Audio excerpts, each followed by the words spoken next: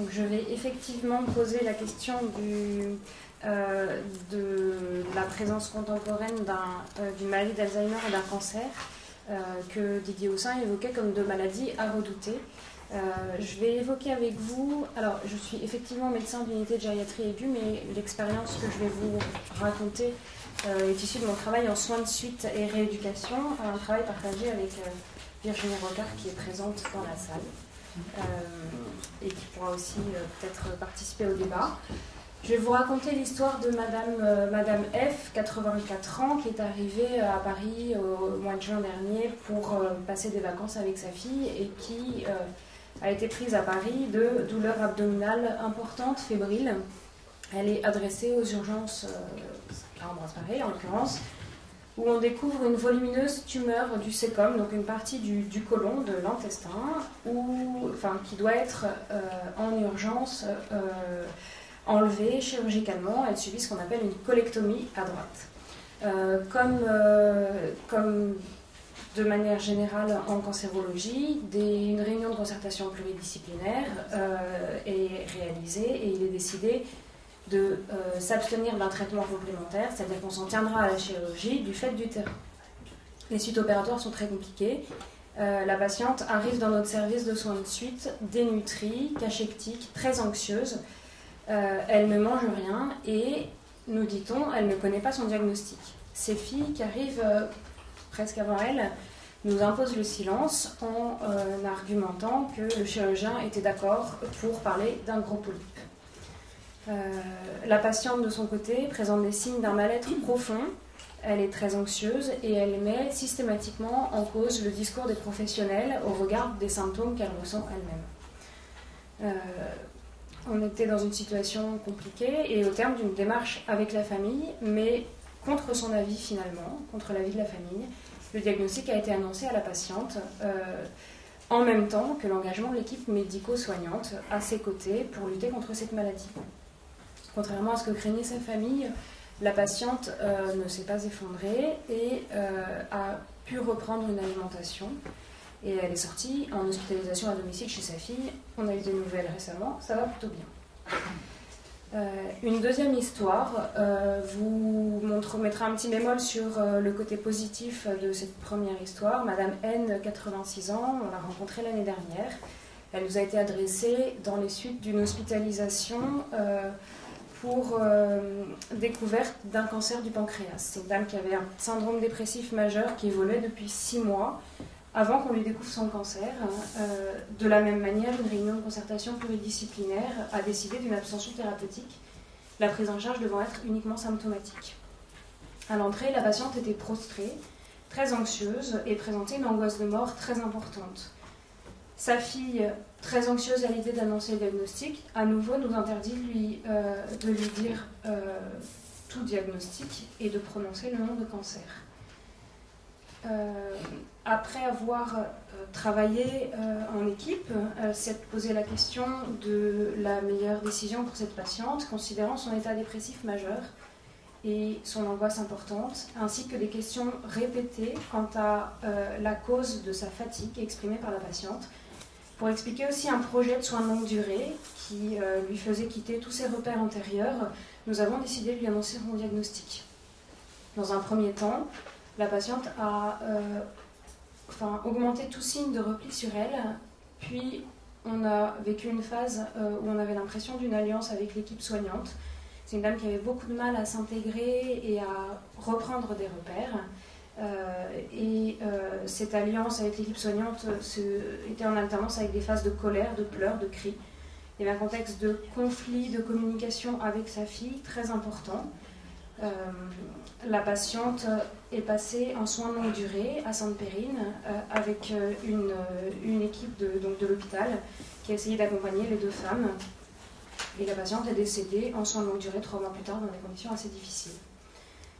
De ces deux histoires, on a une question qui nous reste et que je voulais aborder aujourd'hui, qui est est-ce qu'on peut, est-ce qu'on doit annoncer, et pour quelles raisons, annoncer à un patient un diagnostic de cancer avec un pronostic vital engagé à court terme ou à plus long terme, contre l'avis de la famille ou de la personne de confiance et lorsque la personne présente des troubles cognitifs. On peut s'intéresser aux éléments légaux qui ont déjà été rappelés par Bruno Le Dastumer. D'un point de vue légal, la protection des personnes en matière de santé exige que toute personne donne son consentement à un geste thérapeutique qui sera effectué sur elle. La Convention des droits de l'homme et de la biomédecine qui a été ratifiée à Oviedo en 1997 et qui est en vigueur depuis 1999 fait l'obligation au médecin d'informer et lui fait l'interdiction d'intervenir hors le consentement de la personne. La Convention prévoit le cas d'incapacité selon la loi, c'est pas forcément la présence de troubles cognitifs, c'est bien l'incapacité selon la loi de consentir, et dans ce cas, elle reporte sur le représentant légal la charge du consentement, en insistant cependant, de manière très, très explicite, sur le recueil de l'avis de la personne, quelles que soient ses compétences à consentir.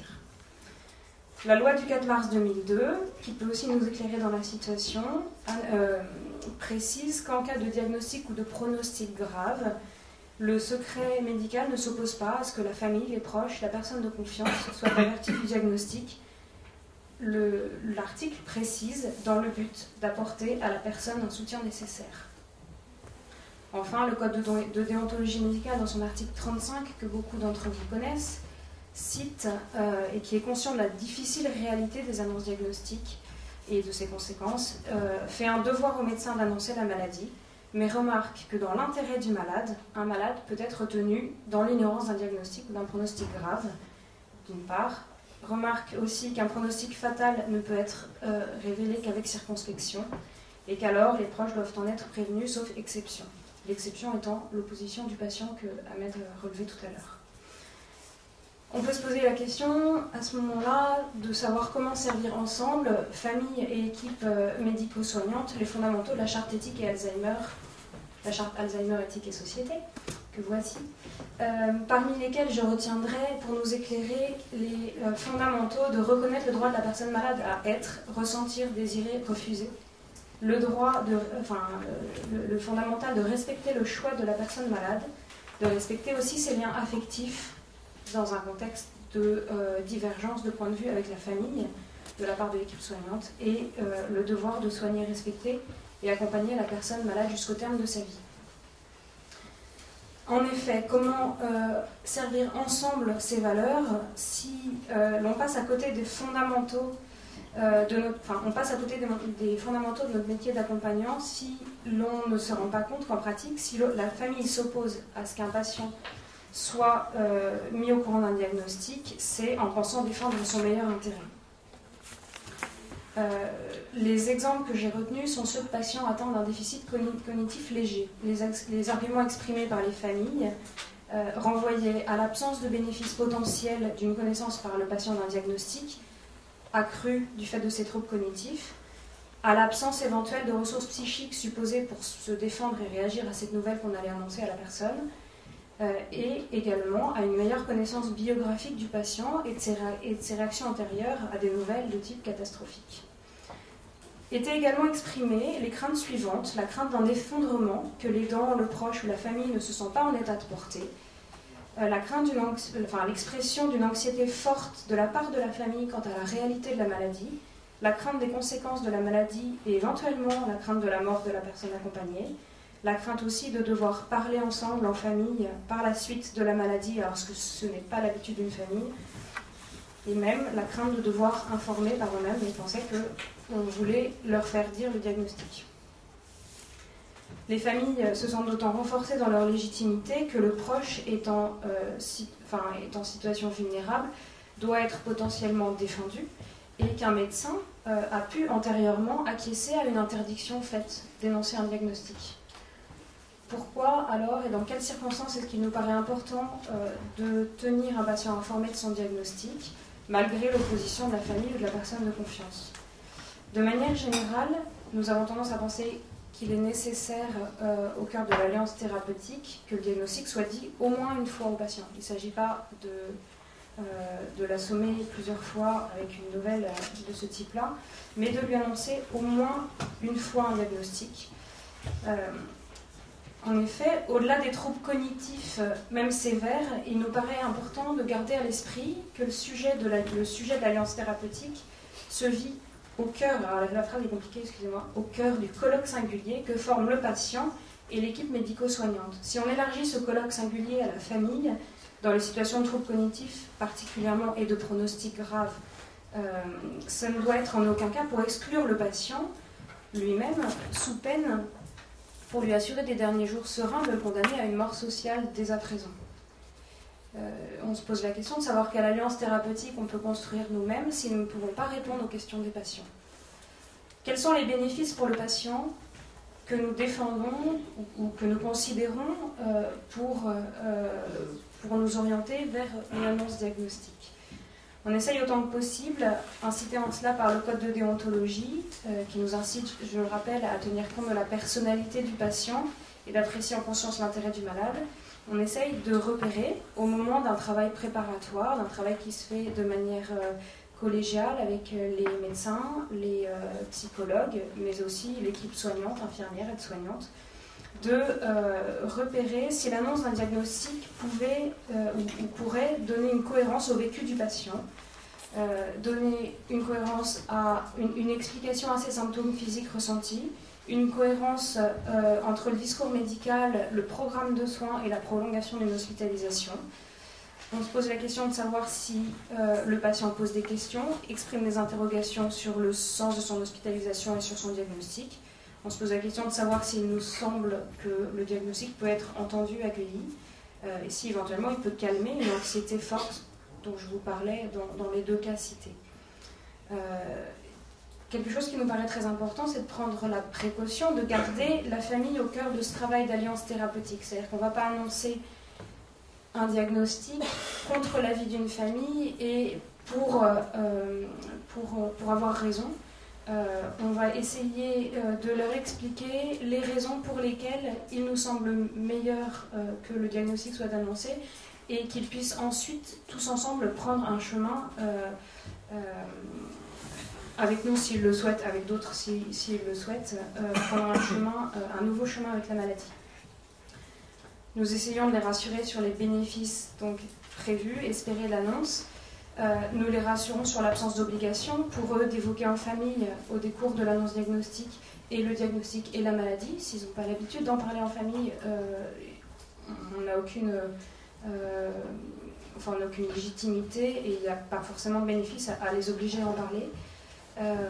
On les rassure sur l'engagement de l'ensemble de l'équipe médico-soignante et des équipes médico-soignantes d'aval d'accompagner le patient jusqu'au bout du chemin qu'il souhaite faire. Et on les rassure sur le fait que le travail d'annonce proprement dit sera fait par l'équipe médicale.